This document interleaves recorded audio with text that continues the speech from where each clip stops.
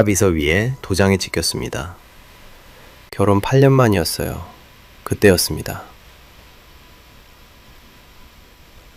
수연아, 너 솔직히 말해봐. 8년 동안 회사에 앉아서 숫자 노릇만 했잖아.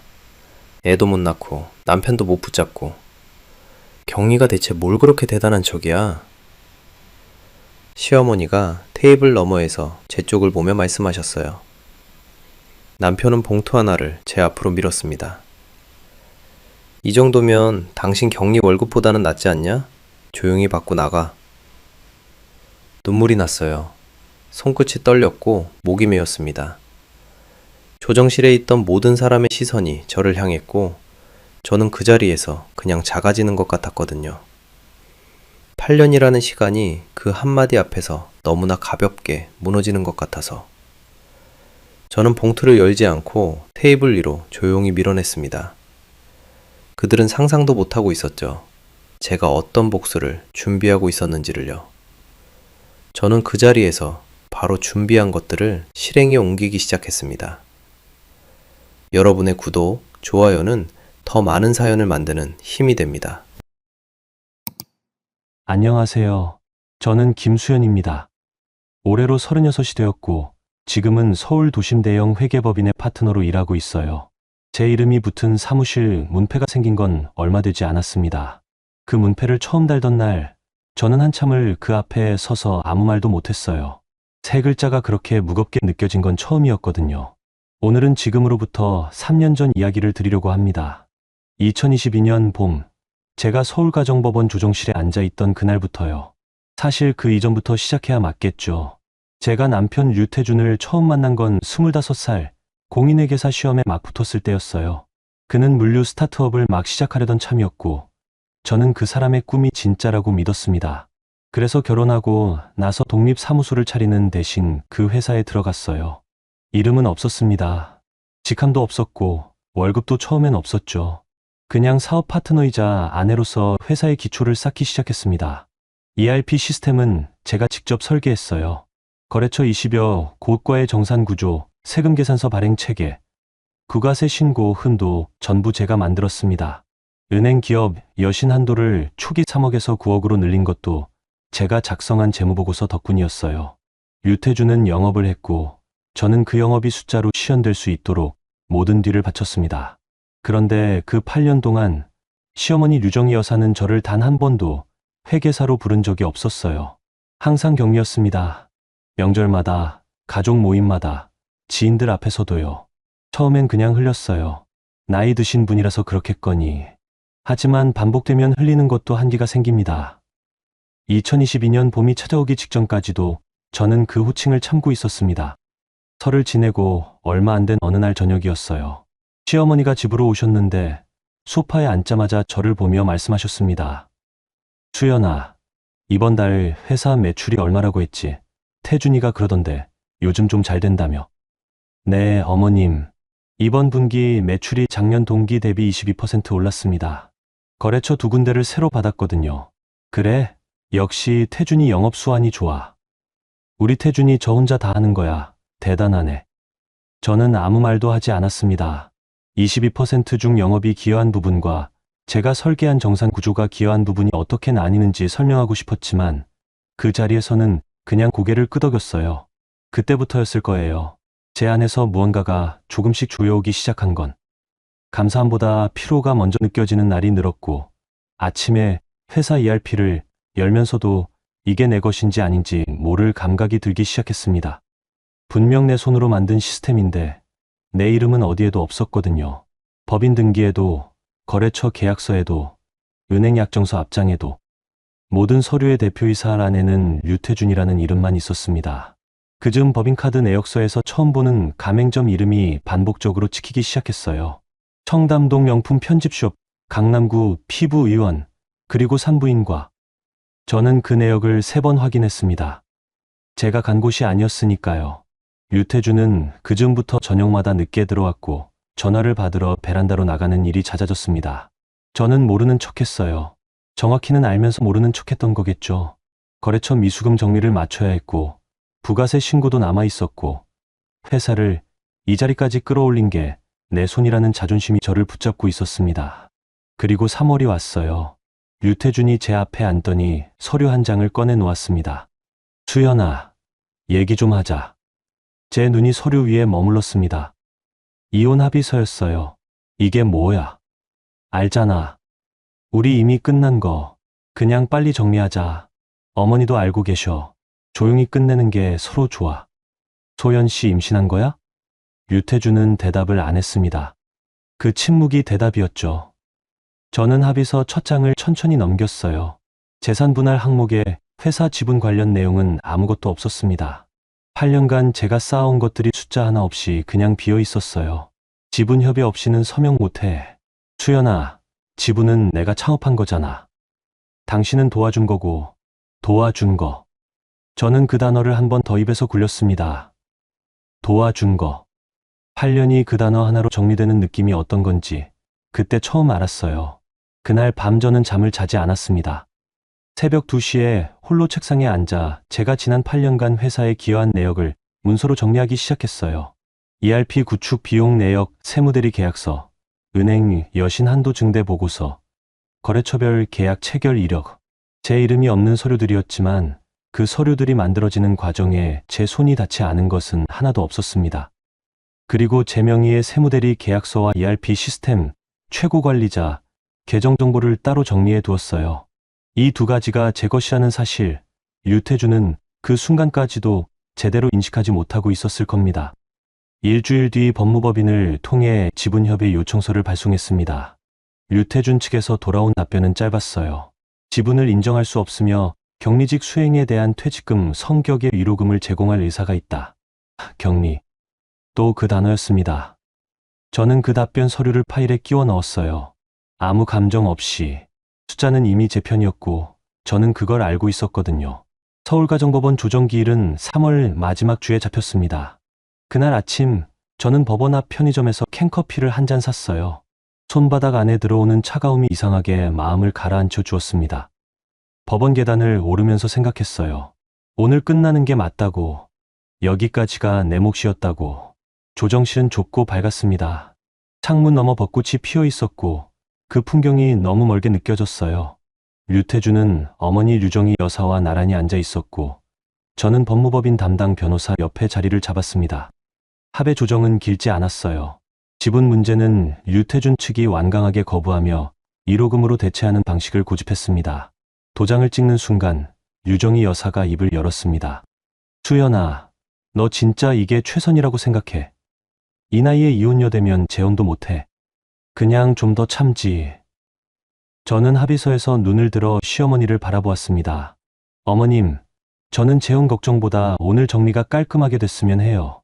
류정희 여사는 코웃음을 치며 말했어요. 깔끔하게? 8년 동안 회사 격리로 앉아 숫자 노름 해놓고서 깔끔한 척이야. 애도 못 낳고 남편도 못 붙잡고 격리가 그리 잘났으면 회사를 혼자 운영해보지 그랬어. 그리고 류태준이 봉투를 제 쪽으로 밀었습니다.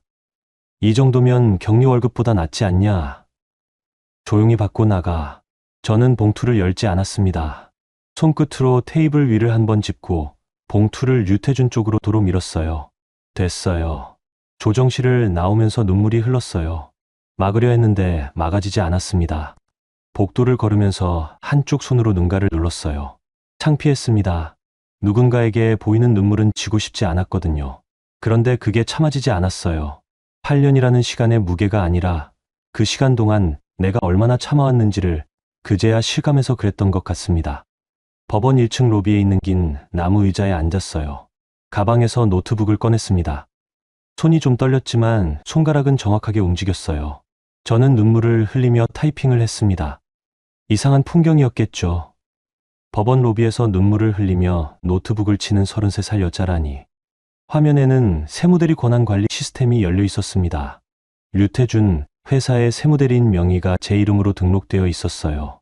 이건 제 고유 권한이었고 제가 회수할 수 있는 것이었습니다. ERP 최고관리자, 계정도 마찬가지였어요. 제가 만든 시스템이었고 제가 관리해온 접근 권한이었습니다. 저는 천천히 절차를 밟았어요. 조급하지 않았습니다. 오히려 손을 움직일수록 마음이 더 단단해지는 기분이었어요. 그때 전화가 왔습니다. 주거래 은행기업금융팀 장은미 과장이었어요. 수연 씨, 오늘 조정 기일이라고 하셨잖아요. 잘 마무리됐어요? 네, 방금 끝났어요. 고생 많으셨어요. 그리고 수연 씨, 이번에 드릴 말씀이 있는데요. 유 대표님 여신건 관련해서 다음 주 초에 잠깐 뵐 수 있을까요? 공식적인 게 아니라 수연 씨가 알고 계시면 좋을 것 같아서요. 저는 잠깐 멈췄다가 대답했어요. 알겠습니다. 연락 드릴게요. 전화를 끊고 시계를 확인했어요. 도장을 찍고 정확히 8분이 지난 시각이었습니다.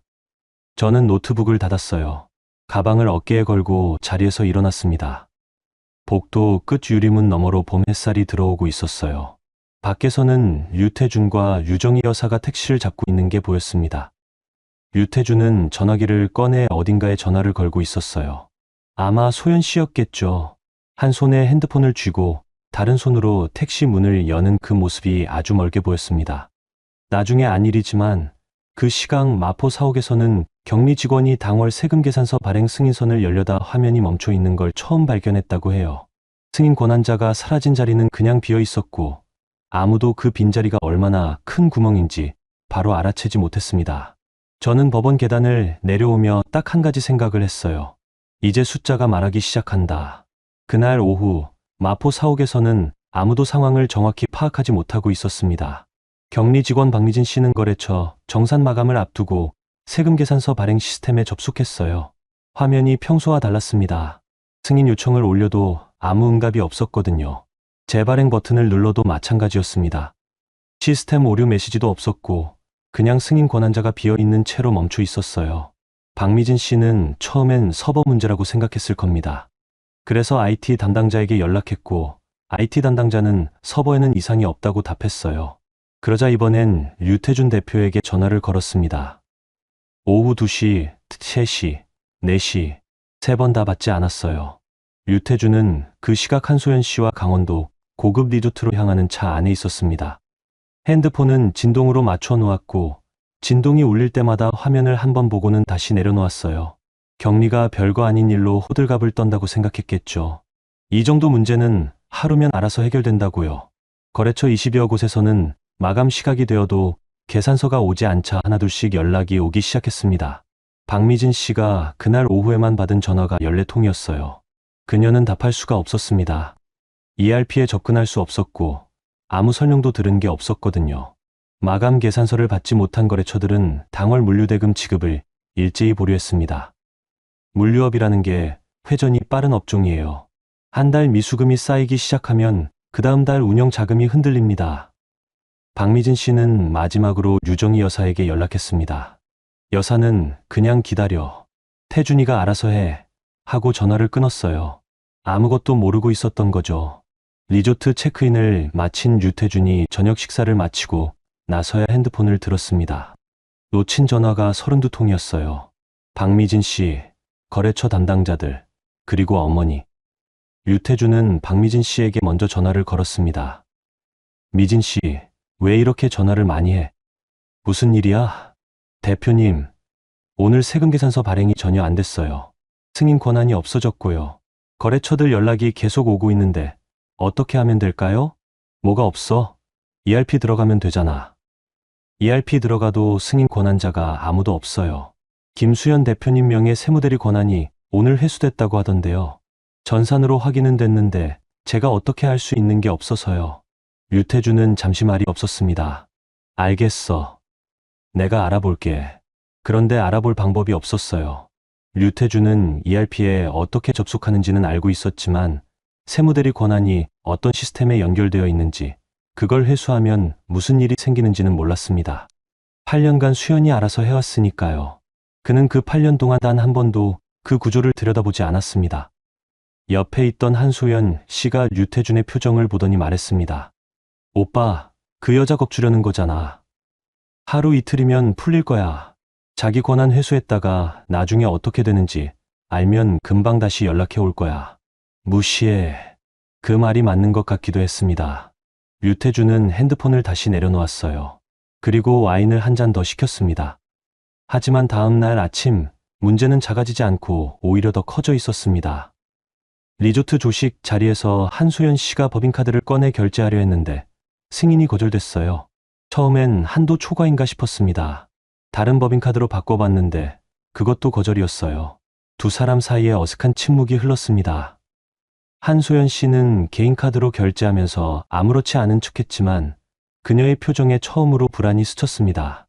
법인카드 결제가 막혔다는 건 계좌 상태 또는 한도 설정에 변화가 생겼다는 뜻이었거든요.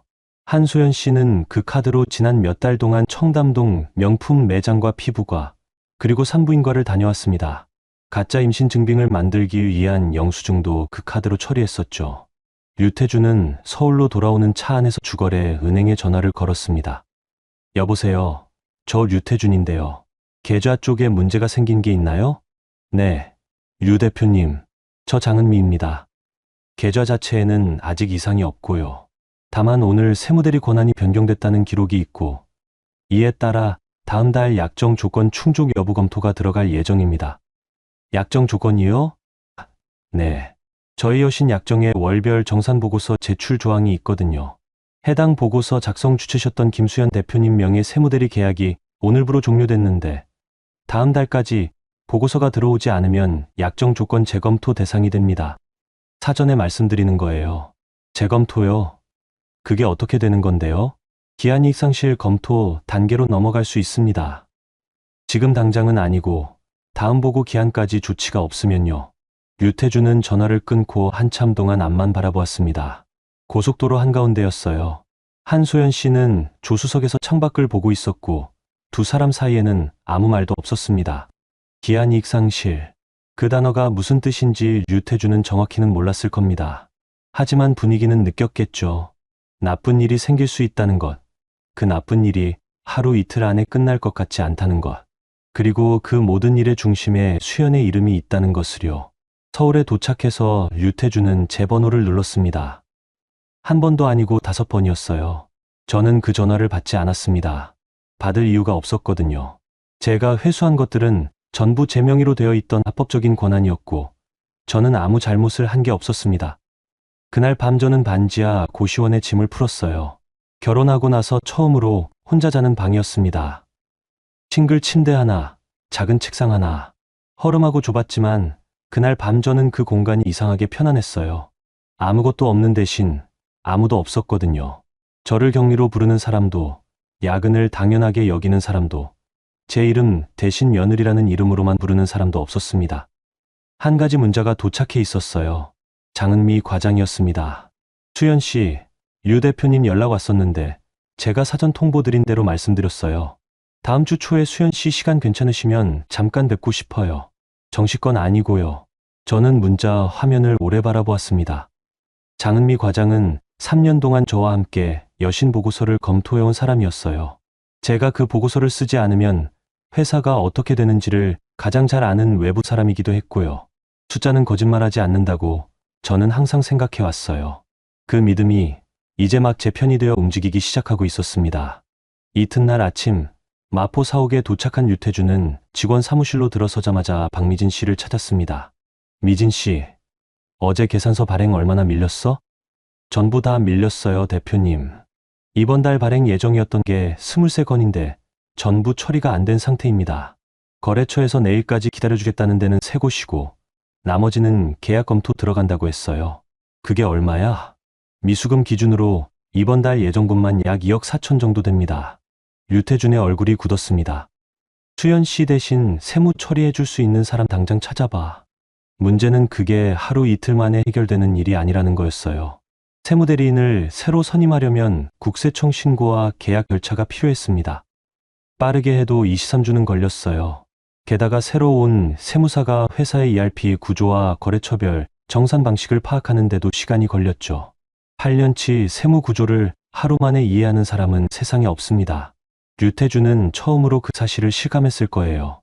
수연이 8년간 혼자서 들고 있던 것들의 무게를. 하지만 그 무게를 인정하는 것은 곧 자신의 착각을 인정하는 일이기도 했습니다. 그는 아직 그 준비가 되어 있지 않았어요. 그날 오후 저는 법무법인에서 제가 제출해야 할 서류 목록을 정리하고 있었습니다. 세무대리 계약 종료 통보서 4본, ERP 구축 비용 내역서, 지분 보유 증빙 자료들이었어요. 저를 격리라고 불렀던 8년이 문서 더미로 쌓여 있었습니다. 그 문서 하나하나가 제 이름으로 쓰인 증거이기도 했고요. 이혼 이후 첫 주는 어떻게 보면 조용했습니다. 저는 고시원 방에서 매일 아침 일찍 일어나 법무법인 사무실로 나갔고 서류를 정리하고 자료를 넘겼어요. 아무도 저한테 먼저 연락하지 않았고 저도 아무한테 먼저 연락하지 않았습니다. 그 일주일이 얼마나 고요했는지 지금 생각해도 이상할 정도예요. 회사 일로 매일 전화가 쌓이고 ERP 승인 알림이 울리던 8년과 비교하면 너무나 달랐거든요. 하지만 마포 사옥은 달랐습니다. 류태준은 이혼 다음 날부터 직원들을 회의실에 모았다고 해요. 사옥 직원은 그 당시 총 11명이었습니다. 경리, 물류 기사 코디네이터, 영업 담당, 고객 서비스까지. 류태준은 그 자리에서 말했어요. 다들 알다시피 김수현 씨가 퇴사했습니다. 개인 사정으로 인한 거고 회사는 아무 문제 없어요. 세무는 새로 담당자 쓸 거고 ERP는 제가 직접 챙길 거예요. 지금 거래처 일부에서 계산서 건으로 연락이 오는데 제가 이미 다 해결하고 있으니까 걱정 안 해도 됩니다. 직원 중 한 명이 조심스럽게 물었습니다. 대표님, 이번 달 급여는 어떻게 되나요? 혹시 일정 변경이 있나요? 당연히 정상 지급이죠. 무슨 소리예요? 그 말은 자신감 있게 들렸지만 사실 그 시점에서 회사 운전 자금은 이미 미수금 2억 4천이 묶인 채로 돌아가고 있었습니다. 새 세무대리인 계약은 아직 체결도 안 됐고요. 하지만 류태준이 직원들 앞에서 한 말보다 더 큰 문제는 그 다음 날부터 어디선가 소문이 퍼지기 시작했다는 거예요. 류정희 여사가 친척 단톡방에 글을 올렸다고 합니다. 내용은 이랬어요. 수연이가 회사 세무 권한 다 들고 도망갔다. 회사 마비시켜놓고 돈 뜯어내려는 거다. 그 여자 원래 그런 사람이다. 8년 동안 우리가 고생시켜줬더니. 그 메시지가 수십 명한테 전달됐습니다. 류태준 쪽 친척들, 지인들, 심지어 거래처 몇 군데도 그 이야기를 들었다고 해요. 저는 그 내용을 나중에 법무법인을 통해 전달받았습니다. 처음엔 화가 났어요. 당연히 화가 났죠. 내가 8년을 어떻게 살았는데 그 사람들이 나를 그런 식으로 이야기하고 다닌다는 게. 하지만 화는 잠깐이었습니다. 저는 그 단톡방 메시지를 스크린샷으로 받아 파일에 끼워 넣었어요. 명예훼손 근거 자료로요. 감정이 아니라 기록으로 대응하기로 마음을 먹은 순간이었습니다. 그 사이 거래처 담당자들 사이에서도 류태준 회사에 대한 분위기가 달라지고 있었어요. 오강재 이사의 회사는 류태준 회사의 주요 거래처 중 하나였습니다. 오 이사님은 직접 마포 사옥으로 찾아와 류태준과 마주 앉았어요. 류 대표님, 이번 달 정산 자료 언제 주실 수 있어요? 저희가 대금 지급을 계속 보류하고 있는 상황이라서요. 조금만 기다려요. 담당자 교체 중이라서 이번 주 안에 드릴게요. 담당자 교체면 구체적으로 어떻게 진행되는 건지 말씀해 주실 수 있어요? 현재 미수금이 저희 기준으로 8천만 원인데 이게 다음 달로 넘어가면 저희도 계약 조건 재검토를 안 할 수가 없어서요. 정산은 제가 직접 챙기고 있으니까 걱정 마세요. 이번 주 금요일까지요. 오강재 이사는 잠시 류태준을 바라보았습니다. 대표님, 솔직하게 여쭤볼게요. 지난번 부가세 신고서 첨부 자료, 세금 계산서, 내역 정산 보고서 이거 다 수연 씨가 담당하셨던 거 맞죠? 그건 네, 맞아요. 그러면 지금 당장 그 역할 하실 분이 있으신 건가요? 류태준은 대답하지 못했습니다. 그날 오후 오강재 이사는 사옥을 나오면서 수첩을 꺼냈다고 해요. 거기서 제 명함을 찾아 번호를 확인했습니다. 그 명함은 3년 전 제가 은행 여신 관련 미팅 때 건넸던 거였어요. 오 이사님이 그걸 아직 갖고 계셨을 줄은 몰랐습니다. 저는 그 주 목요일에 장은미 과장을 만났어요. 은행 기업금융창구 옆 작은 회의실이었습니다. 장은미 과장은 커피 2잔을 가지고 들어왔고 먼저 말을 꺼냈어요. 수연 씨, 공식적인 얘기가 아닌 거 아시죠? 그냥 제가 사람으로서 드리는 말씀이에요. 네, 알고 있어요. 류 대표님, 회사 여신 구조. 저희가 내부 검토 들어갔어요. 월별 정산 보고서 제출 조항이 약정서에 명시돼 있거든요. 이번 달 보고서가 기한까지 없으면 기한이익 상실 예고 통보가 나갈 거예요. 그 기한이 언제예요? 다음 달 5일이에요. 사실 저는 그 보고서를 쓸 수 있는 사람이 수연 씨 외에는 없다고 판단하고 있어요. 류 대표님이 누군가를 새로 쓰더라도 그 구조를 다 파악하는데 몇 주는 걸릴 거고 기한을 맞추는 건 불가능하거든요. 저는 커피잔을 내려놓으며 대답했습니다. 은미 씨, 저는 이미 세무대리 권한을 공식 반납했고 ERP 접근도 없어요. 제가 할 수 있는 게 없어요. 알아요. 그래서 드리는 말씀이에요. 류 대표님, 회사 여신건 관련해서 수연 씨가 혹시 알고 계신 사항이 있으면 저희 공식 절차 안에서 제출해 주시는 방식이 있거든요. 수연 씨한테 불리한 게 아니에요, 오히려. 저는 그 말의 뜻을 정확히 알아들었습니다. 장은미 과장은 은행의 입장에서 부실 여신이 될 가능성을 차단해야 했고, 그 과정에서 저희 자료가 증거로 쓰일 수 있다는 걸 알고 있었던 거예요. 저는 한 번도 이것을 무기로 쓰려 한 적이 없었습니다. 그냥 제가 해야 할 일을 했던 것들이었으니까요. 그런데 이제 그 기록들이 각자의 자리에서 제 역할을 하기 시작하고 있었어요. 법무법인에서도 유태준 측의 반응이 달라지고 있다는 연락이 왔습니다. 처음에 도와준 정도라며 1호금을 제안했던 측에서 이제는 지분 문제를 다시 논의해 보자는 입장으로 태도를 바꾸기 시작했다는 거였어요. 저는 그 연락을 받고도 별다른 감흥이 없었습니다. 처음부터 제 지분은 제 것이었고, 그게 법적으로 인정되는 것은 이미 예정된 결과에 가까웠으니까요. 그 주 금요일, 법무법인 담당 변호사에게서 연락이 왔습니다. 수연 씨, 오늘 류 대표님 쪽 법무법인에서 서류가 왔어요. 지분협의 재개 요청이에요. 조건은 류 씨가 회사 경영권을 유지하는 대신 수연 씨 지분 45%에 대한 보상을 시장가로 협의하겠다는 내용이에요. 시장가로요. 네. 그런데 지금 회사 상태에서 시장가를 계산하면 사실상 의미 있는 금액이 나오기 어렵긴 해요. 저는 잠시 생각했습니다. 지분은 양도하지 않을 거예요. 계속 보유할 거예요. 그리고 지분 보유 근거와 초기 투자 내역 무부수 CFO 업무 내역을 모두 서면으로 정리해서 제출해 주세요. 그렇게 하면 나중에 회생 절차에서 채권자로도 인정받을 수 있어요. 알고 있어요. 전화를 끊고 저는 창문 밖을 봤어요. 고시원 방에서 내다보이는 창이었는데 건너편 건물 외벽이 전부였습니다. 그게 좋았어요. 지평선이 없고 하늘도 없고 그냥 담벼락. 지금 제 시야가 딱 그 정도라고 생각했거든요. 넓게 볼 필요 없이 지금 당장 앞에 있는 것만 제대로 보면 된다고. 류정희 여사는 며느리를 경리라고 불렀습니다. 유태준은 내가 도와준 것뿐이라고 했어요. 그 단어들이 이제 그 사람들에게 돌아가고 있었습니다. 격리 하나가 나갔을 뿐인데 회사가 흔들렸습니다. 그 흔들림이 얼마나 깊어질지는 이제 숫자가 답할 차례였어요.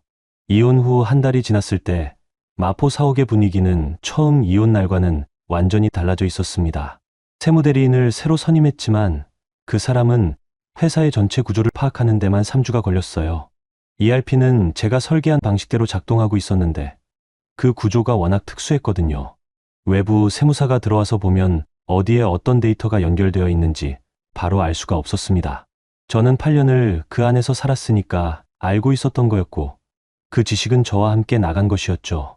류태준이 강원도 리조트에서 서울로 돌아온 첫날부터 이미 문제의 윤곽은 잡혀 있었어요. 거래처들에서 연락이 오기 시작했고 미수금이 쌓이기 시작했습니다. 그중 일부는 정상적인 사업 관계를 유지하겠다는 의사를 표시했지만 대부분은 세금 계산서 발행 지연과 정산, 자료, 미제출을 이유로 계약 재검토에 들어갔어요. 그리고 이혼 후 딱 한 달이 되는 날, 유태준은 대표실 책상 앞에 앉았습니다. 미진 씨, 이게 다 뭐야? 박미진 씨는 조심스럽게 대답했습니다. 계약 해지 및 정산 보류 통보 공문이에요, 대표님. 오늘 오전까지 총 12통 들어왔어요. 12통? 네. 이번 달 거래처 22곳 중 12곳이요. 나머지 10곳도 다음 주까지 정산 자료 안 들어오면 같은 통보 예정이라고 연락이 왔어요. 류태준의 눈이 공문 더미 위에 고정됐습니다. 봉투에 찍힌 회사 이름들이 전부 나 찍었어요. 3년, 5년, 길게는 8년씩 거래해 온 곳들이었습니다. 그 관계들을 수연이 매달 계산서와 정산 보고서로 유지해 왔다는 걸 그 순간에야 피부로 느꼈겠죠. 그날 오후 마포 사옥으로 류정희 여사가 직접 찾아왔습니다. 아들이 전화도 잘 받지 않고 목소리에 기운이 없다는 게 느껴졌던 모양이에요. 여사는 1층 로비에서 직접 대표실로 올라왔습니다. 직원들이 인사를 했지만 여사는 그냥 지나쳤어요. 대표실 문을 열고 들어서는 순간 책상 위에 쌓인 공문들을 보았습니다. 류정희 여사의 첫 반응은 한숨이었어요. 길고 깊은 한숨. 그 다음에 이어진 건 아들을 향한 다그침이었습니다. 태준아, 이게 뭐야? 네가 대표인데 왜 이 모양이야? 어머니, 저도 지금 처리하고 있어요. 처리? 이게 처리가 돼? 격리 하나 나간 게 뭐가 이렇게 커져? 대체 그 여자가 뭘 한 거야? 류태준은 말을 잇지 못했습니다. 태준아, 솔직히 말해봐. 소연이가 임신했다는 거, 그게 확실한 거야? 나한테도 처음에 그렇게 했잖아. 산부인과 영수증 보여줬었는데. 류태준의 얼굴이 약간 굳었습니다. 그건 확인했어요. 확인을 어떻게 했어? 병원에 직접 갔어? 그냥 서류로. 유정희 여사의 눈썹이 천천히 올라갔습니다. 그 순간부터 유정희 여사가 직접 법인카드 내역을 들여다보기 시작했다고 합니다. 여사가 재무 서류를 직접 들여다보는 건 굉장히 이례적인 일이었어요. 그동안은 아들의 영업과 수연의 세무로 회사가 굴러간다는 것만 알 뿐 숫자에는 관여하지 않으셨던 분이었거든요. 박미진 씨가 출력해 온 법인카드 내역서는 3달치였습니다. 여사는 안경을 쓰고 한 줄씩 읽어 내려갔어요. 식비, 주유비, 거래처 접대비 같은 항목들이 먼저 눈에 들어왔고 중간부터 걸리는 항목들이 보이기 시작했어요.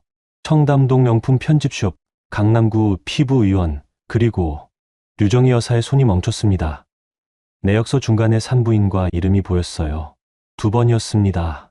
날짜는 2달 간격이었고 결제 금액은 각각 45만 원과 52만 원이었어요. 그리고 그 항목 옆에 박미진 씨가 내역 확인 과정에서 기재해 둔 카드 사용자 이름이 수연이 아니었습니다. 태준아. 류정희 여사의 목소리가 낮아졌습니다. 이 산부인과 영수증 사용자 이름이 수연이가 아니야. 어머니. 소연이가 임신했다는 증거로 보여줬던 그 영수증이랑 날짜가 같아. 내가 한번 찾아보자. 여사는 핸드백에서 오래된 서류 봉투를 꺼냈습니다. 거기서 한소연 씨가 몇 달 전 직접 가져다 준 산부인과 영수증을 꺼내 내역서와 나란히 놓았어요. 날짜가 일치했습니다. 법인카드 결제 날짜와 한소연 씨가 가져온 영수증 날짜가요. 그런데 금액이 달랐어요. 내역서엔 52만 원이었는데 한소연 씨 영수증엔 38만 원이었습니다. 같은 병원인데 다른 영수증이었어요. 위조한 거야? 류태준은 아무 말도 못했습니다. 여사는 그 자리에서 핸드폰을 들어 한소연 씨에게 전화를 걸었습니다. 1번, 2번, 3번. 연결이 되지 않았어요. 류태준이 걸어도 마찬가지였습니다. 번호가 이미 해지되어 있었어요. 한소연 씨는 회사가 위기에 처하자마자 자취를 감춘 것이었습니다. 강원도 리조트에서 돌아온 이후로 가끔씩 연락이 오다가 어느 순간부터 뚝 끊겼다고 했어요. 류태준은 그게 뭔가 이유가 있겠거니 했다는데 번호까지 해지한 건 달랐습니다. 계획적인 잠적이었죠. 저는 이 상황을 직접 목격한 게 아니었어요. 나중에 법무법인을 통해 전달받은 내용이었습니다. 그런데 그 이야기를 듣는데 이상하게 마음이 아프지 않았어요. 화가 나지도 않았고요. 그냥 그렇게 됐구나 싶었습니다. 거짓 위에 세운 것들이 무너지는 것은 당연한 일이었으니까요. 직원들의 퇴사 의사도 그즈음부터 본격적으로 이어졌습니다.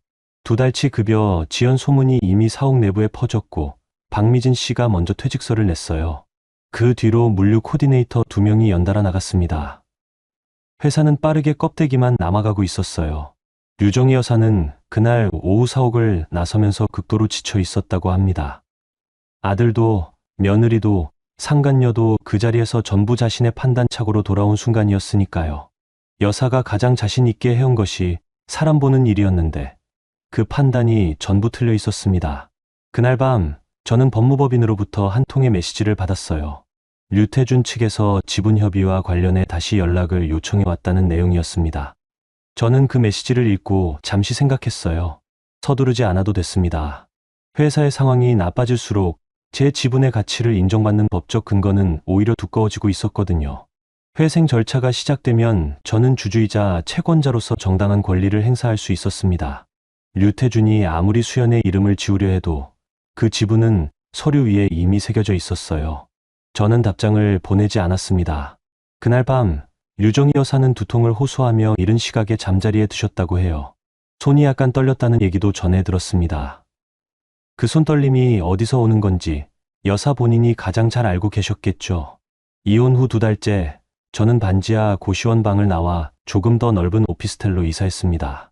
보증금은 그동안 모아둔 비상금으로 마련했어요. 처음으로 제 이름만 들어간 임대차 계약서를 쓰는 날이었는데 도장을 찍으면서 손이 떨리지 않았습니다. 오히려 그 반듯한 칸에 내 이름 석자를 채우는 게 이상하게 뿌듯했어요. 그 무렵 저는 세 가지 일을 동시에 진행하고 있었습니다. 첫째는 법인카드 내역 분석이었어요. 이혼 이전부터 백업해 두었던 자료들을 체계적으로 정리하는 작업이었습니다. 한소연 씨가 사용한 법인카드 내역, 회사 예금 계좌에서 이루어진 이체 기록, 그리고 가짜 임신 영수증과 실제 카드 결제 내역의 불일치. 이것들을 한 파일에 정리하면 횡령성 지출 의심 자료로 충분히 성립할 수 있었어요. 둘째는 오강재 이사님 쪽과의 연락이었습니다. 이혼 후 약 열흘이 지났을 때 오 이사님한테 문자가 왔어요. 수연 씨, 잘 계시죠? 시간 될 때 따로 한번 뵐 수 있을까요? 짧은 문자였지만 의중이 담겨 있다는 걸 알았습니다. 셋째는 제 명의로 된 공인회계사 사무소 설립 준비였어요. 회계사 자격증은 제 것이었고 번호도 살아 있었습니다. 8년 만에 그 번호를 다시 꺼낼 차례가 됐어요. 세무서 상담실에서 담당 조사관을 만났습니다. 공식 신고가 아닌 사전 상담이었어요. 제출하시려는 자료 성격이 어떻게 됩니까? 법인 계좌에서 이루어진 이체 흐름과 법인카드 사용 내역인데요. 일부 지출이 실제 사업 목적과 관련이 없는 것으로 판단되고 수혜자가 임직원이 아닌 제3자인 경우도 있어요. 법인 소속이셨나요? 공식 직함은 없었지만 세무대리인으로 등록되어 있었고 지분 45%를 보유하고 있었습니다. 현재는 이혼으로 관계가 종료된 상태예요. 조사관이 서류를 천천히 훑어보더니 말했습니다. 이 정도 자료면 정식 신고로 접수하실 수 있어요. 준비되시면 주무 담당자 연결해 드리겠습니다. 저는 잠깐 멈췄다가 말했어요. 우선 법무법인과 최종 확인 후에 정식 접수하겠습니다. 오늘은 절차만 확인하고 가겠습니다. 세무서를 나오면서 저는 깊게 숨을 들이쉬었어요. 봄이 거의 지나가고 있었습니다. 가로수에 연두색 잎이 돋아나고 있었는데 그 색깔이 그날따라 선명하게 보였어요. 저는 그때까지도 이것이 복수라는 이름으로 불리는 게 썩 맞지 않는다고 느끼고 있었습니다. 복수는 상대방을 향해 먼저 달려가는 것이잖아요. 그런데 저는 달려간 적이 없었어요. 그냥 내가 원래 가지고 있던 것을 들고 있었고 그게 제 위치에 있었을 뿐이었습니다.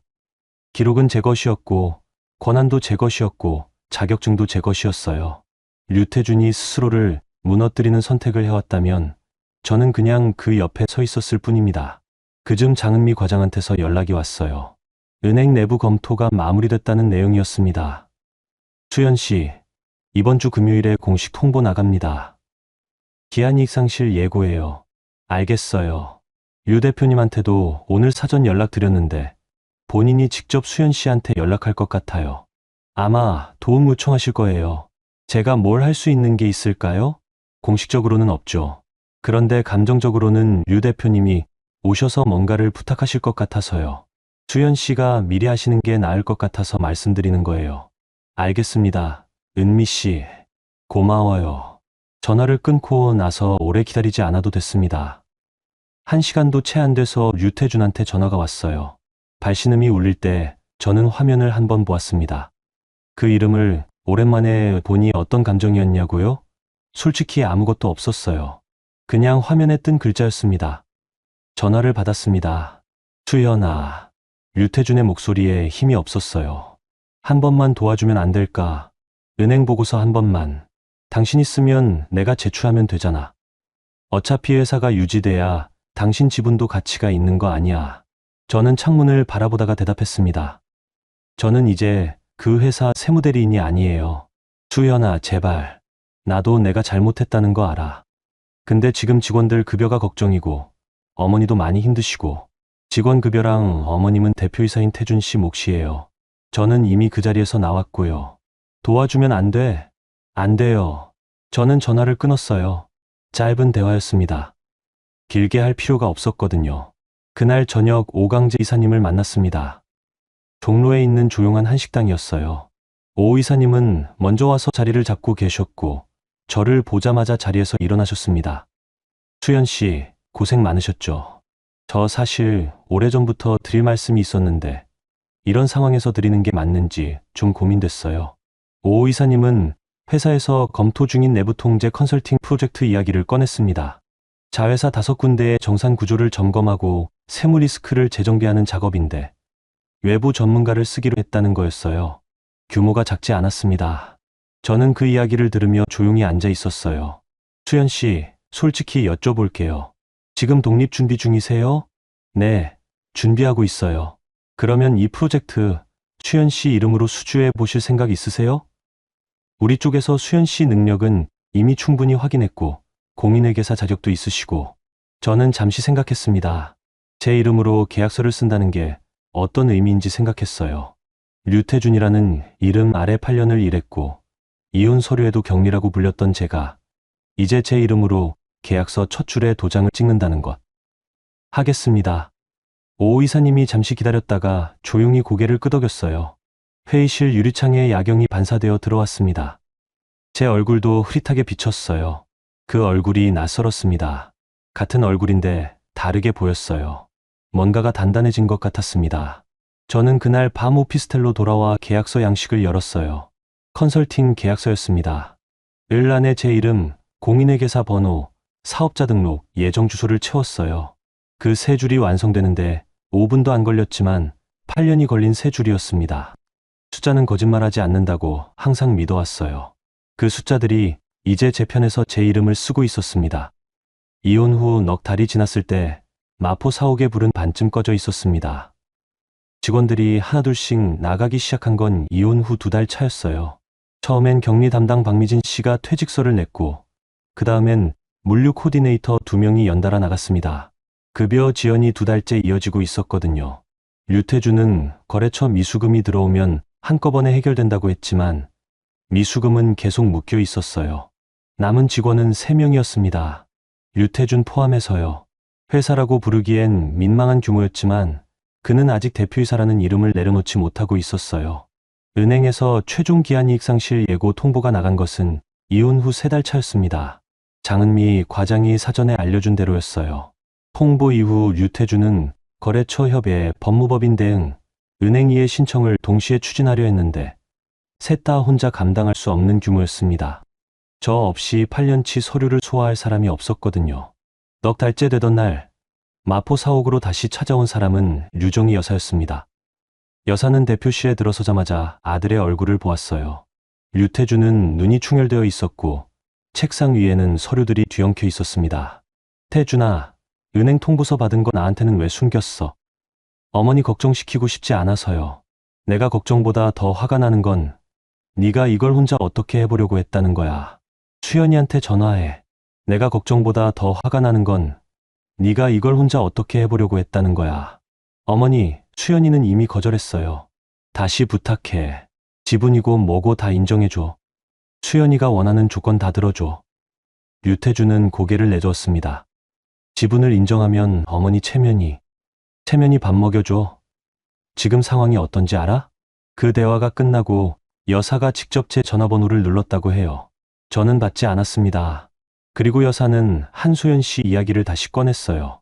그 시점까지 한소연 씨의 행방은 오리무중이었습니다. 법무법인을 통해 한소연 씨 관련 자금 이체 흐름을 추적한 결과가 나오기 시작한 것은 이혼 후 넉 달째였어요. 한소연 씨는 회사법인 예금 계좌 일부에서 소액을 여러 차례 나누어 외부 계좌로 이체한 것이 확인됐습니다. 금액 자체는 크지 않았지만 이체 목적이 불분명했고 수의 계좌는 한소연 씨의 지인 명의였어요. 유정희 여사는 그 자료를 손수받아 보겠다고 요청했습니다. 법무법인 담당자가 사무실로 찾아와 정리해서 보여드렸어요. 여사는 자료를 받아들고 한 줄씩 읽어 내려갔습니다. 산부인과 영수증 위조 사실, 법인카드 개인 사용 내역, 예금 이체 내역. 여사의 얼굴에서 색이 빠져나갔어요. 이게 다 사실이야? 법무법인 담당자가 조심스럽게 대답했습니다. 네. 영수증은 금액 불일치로 위조가 확인됐고요. 카드 사용 내역과 예금 이체는 기록 기반이라 사실관계는 명확합니다. 다만 최종 판단은 수사기관에서 하는 것이라. 임신이 가짜였다는 거야? 영수증상으로는 그렇게 판단됩니다.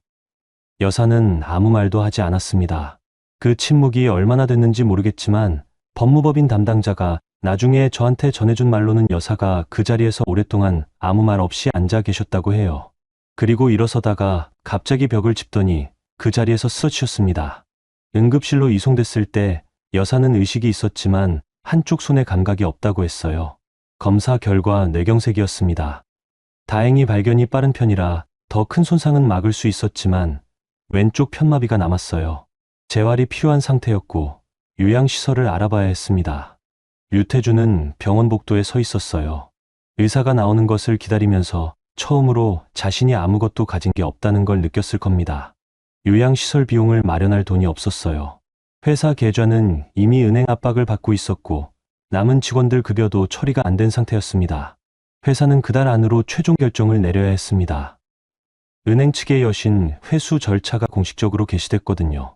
류태준은 마지막 수단으로 추연의 지분 45%를 압박 재료로 쓰려 했어요. 저한테 연락해서 지분을 헐값에 넘기면 은행 협상에 도움이 될 것이라고 말했습니다. 저는 법무법인을 통해 답했습니다. 주주권과 채권 관계는 명확히 분리된 사안입니다. 지분 처분 의사 없음. 류태준은 그 답변을 받아들고 한동안 아무 연락도 하지 않았어요. 무언가를 포기하는 데는 시간이 걸리는 법이거든요. 법정관리 신청서가 접수된 건 이혼 후 딱 넉 달이 되는 날이었습니다. 그 소식은 법무법인을 통해 저한테도 전달됐어요. 저는 그 소식을 듣고 오래 생각하지 않았습니다. 예정된 일이었으니까요. 숫자 위에 세워진 구조가 숫자를 잃으면 어떻게 되는지는 저보다 그 구조를 잘 아는 사람이 없었어요. 그날 밤 저는 새 컨설팅 계약서 초안을 정리했습니다. 오강재 이사님 회사 자회사 두 번째 건이었어요. 제 이름으로 된 계약서가 책상 위에 쌓이기 시작하고 있었습니다. 그게 좋았어요. 마포 4옥 책상 위에 쌓였던 해지 공문들과는 달리 이 서류들은 시작을 말하고 있었거든요. 병원 복도에서 무너지는 류태준의 이야기를 들으면서 저는 뭘 느꼈냐고요. 솔직히 말씀드릴게요. 슬프지는 않았어요. 화도 나지 않았고요. 그냥 어떤 계산이 끝났다는 느낌이었습니다. 제가 계산한 게 아니라 그 사람들이 스스로 만들어 온 계산이요. 저는 그 옆에서 내 몫을 챙겨가는 중이었어요. 이혼 후 1년이 지났을 때 저는 작은 사무실 하나를 얻어 있었습니다. 반지하는 아니었어요. 서울 마포구 어느 건물 4층 채광이 잘 드는 곳이었습니다. 오강재 이사님, 회사의 내부 통제 컨설팅을 맡아 일을 시작한 게 이혼 후 2달 차였는데 그 계약 하나가 기반이 되어서 다른 2군데 중소기업 세무 자문 계약으로 이어졌어요. 이름이 알려지는 데는 시간이 걸리지 않았습니다. 정확하게 일하면 소문은 자연스럽게 났거든요. 오 이사님이 어느 날 말씀하셨어요. 수연 씨, 당신 일하는 방식 보면 무서울 정도야. 한 줄도 빠뜨리는 게 없어. 저는 그 말을 웃고 넘겼는데 그게 칭찬인지 무서운 사람이라는 건지 모르겠더라고요. 법원 회생신문기일은 이혼 후 8개월이 지났을 때 열렸습니다. 저는 주주이자 채권자 자격으로 참석했어요. 법정 안으로 들어서면서 류태준을 맞췄습니다. 그는 저를 보고 잠깐 멈췄다가 고개를 돌렸어요. 아무 말도 없었습니다. 신문기일에서 류태준 측 대리인이 발언 기회를 얻었습니다. 이 법인의 실질 대표는 류태준이며 공동 창업자로 표기된 김수연의 45% 지분은 서류상 등재에 불과합니다. 실제 회사 경영은 전적으로 류 대표가 담당해왔으며 김수연은 세무 업무를 일부 보조한 수준입니다. 법원 신문관이 저쪽을 향해 물었어요. 이에 대해 입장 있으십니까? 저는 자료를 내밀었습니다. 제출한 서류에 포함되어 있습니다만 ERP 시스템, 설계 이력, 세무대리 계약서, 은행 여신 증대 관련 보고서 원본, 그리고 초기 자본금 투입 내역이 있습니다. 창업 당시부터 무보수로 CFO 역할을 수행했으며 거래처 20여 곳과의 계약 유지도 제 세무 처리와 정산 구조 위에서 이루어진 것입니다. 보조 수준의 업무가 아니라는 점은 법원 제출 자료로 충분히 확인됩니다. 신문관은 자료를 검토했습니다. 잠시 후 류태준 측을 향해 말했어요. 법인 ERP 설계자와 세무대리인이 동일 인물이고 여신 보고서 작성자도 동일 인물이라면 단순 보조 업무로 보기 어렵습니다. 자료를 더 보완해 오십시오. 신문기일이 끝나고 복도에서 류태준과 잠깐 마주쳤어요. 저는 먼저 눈을 피하지 않았습니다. 그도 마주치자마자 고개를 돌리려다가 멈췄어요. 잠깐 두 사람이 같은 복도에 서 있었습니다. 저는 그에게 아무 말도 하지 않았어요. 할 말이 없었거든요. 그냥 지나쳤어요. 복도 끝에서 엘리베이터 버튼을 눌렀고 문이 닫히는 것을 바라보았습니다. 그 이후로도 회생신문 절차는 몇 달을 더 이어졌어요. 그 과정에서 가장 큰 반전이 하나 더 있었습니다. 류태준이 주장했던 내용, 그러니까 수연이 회사 돈을 빼갔다는 주장과 관련해서 수사 기록이 역방향으로 열린 거예요. 한소연 씨가 지인 계좌로 돌려놓은 자금 흐름, 유정희 여사가 세사 계좌에서 인출의 사적으로 사용한 금액이 공식 확인됐습니다. 류태준이 수연을 향해 던진 의혹의 화살이 그대로 되돌아온 거였어요. 그 내용이 법정에서 공식 확인된 날, 저는 사무실에 앉아 일을 하고 있었어요. 법무법인에서 연락이 왔습니다. 수연 씨, 오늘 신문에서 류 씨 측 주장이 대부분 기각됐어요. 수연 씨 지분 45%와 초기 투자금, CFO 업무 내역이 공식 인정됐습니다. 회생 절차에서 채권자로서 권리 행사 가능하고요. 알겠습니다. 소감 같은 게 있으세요? 저는 잠깐 생각했습니다. 없어요. 그냥 당연한 거니까요. 그 무렵 저한테 다른 연락이 하나 더 왔습니다. 대형 회계법인 파트너 영입 제안이었어요. 기업 회생과 내부 통제 전문 분야로 파트너 자리를 만들고 있는데 수연 씨 이력과 실무 역량을 높이 평가한다는 내용이었습니다. 오강재 이사님이 추천하셨다는 얘기도 들었어요. 저는 제안서를 받아들고 한참을 읽었습니다. 파트너. 그 단어가 낯설었어요. 8년 동안 누군가의 아래에서 일했고 직함도 없이 일했고 경미라는 이름으로 불렸던 저한테 파트너라는 자리가 온 거였거든요.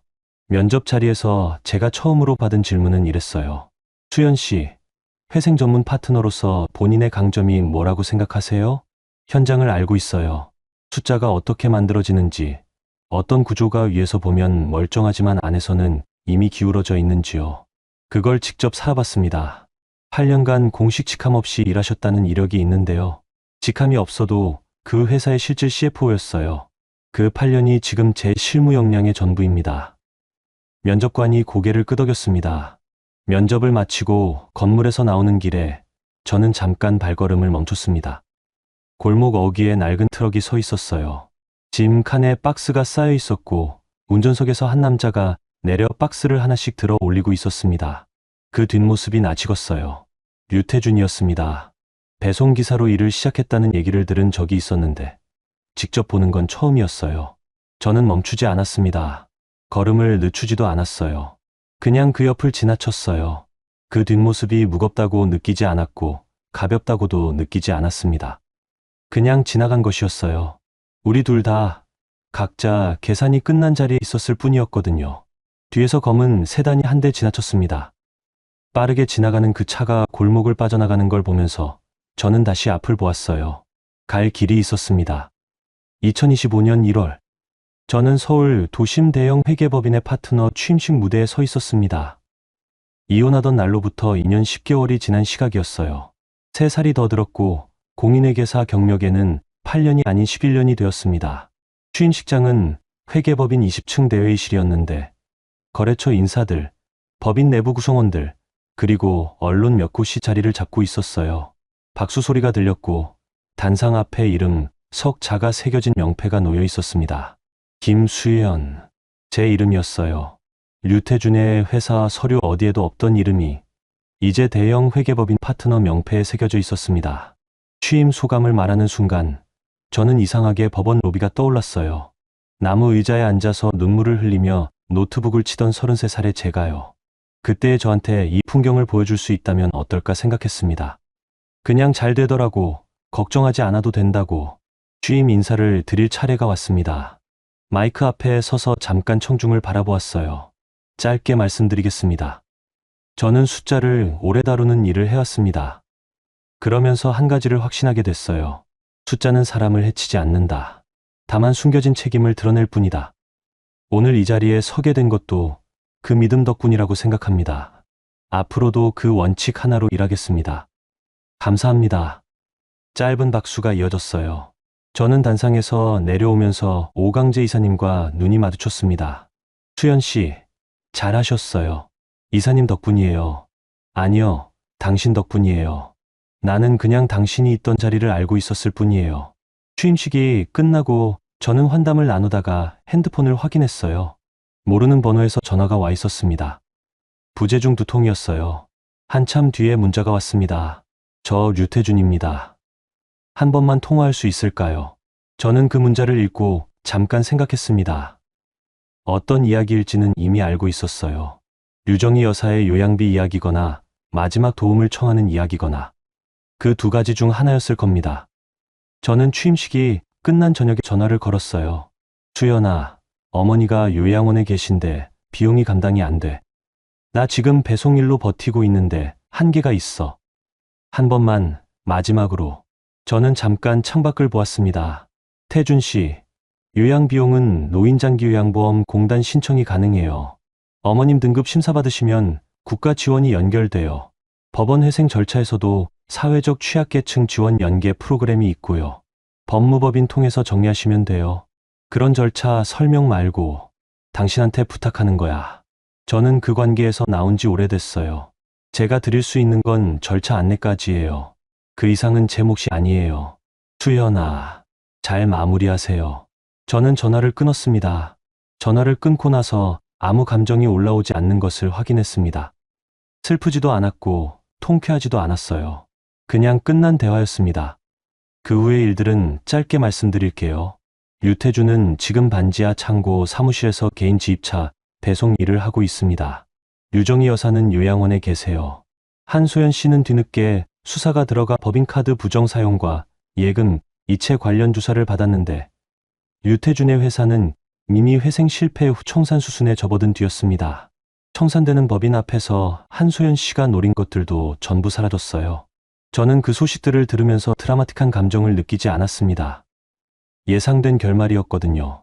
거짓 위에 쌓은 것은 무너진다는 것, 책임을 회피하면 그 책임은 다른 방향에서 돌아온다는 것. 그 단순한 원칙을 가장 잘 아는 사람이 회계사 아닐까 싶어요. 취임식이 있던 날 저녁, 저는 새 사무실로 갔습니다. 회계법인 내 제 개인 사무실이었어요. 책상이 있고 책장이 있고 창문 너머로 서울 야경이 펼쳐지는 방이었습니다. 그리고 문 앞에는 이미 명패가 달려 있었어요. 저는 그 명패 앞에 한동안 서 있었습니다. 오래 서 있었어요. 비서가 옆에서 조심스럽게 말씀하셨습니다. 파트너님, 사진 찍어드릴까요? 저는 고개를 저었습니다.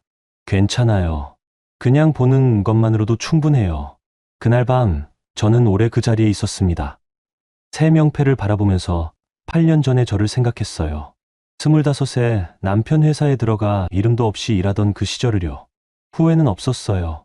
그 8년 동안 제가 배운 것들이 지금 이 자리를 만들었으니까요. 모욕도, 무시도, 격리라는 이름도. 그것들이 전부 저를 단단하게 만든 것들이었습니다. 저는 내일 아침 첫 파트너 미팅이 있습니다. 기업회생 컨설팅 건이에요. 회사가 위기에 처했을 때 숫자 안에서 살아남을 방법을 찾는 일이죠. 그 일이 제가 가장 잘할 수 있는 일입니다. 이혼 합의서에 도장을 찍고 8분이 지났을 때 저는 이미 알고 있었어요. 이건 끝이 아니라 시작이라는 것을. 이제 계산은 끝났습니다. 제 계산으로요.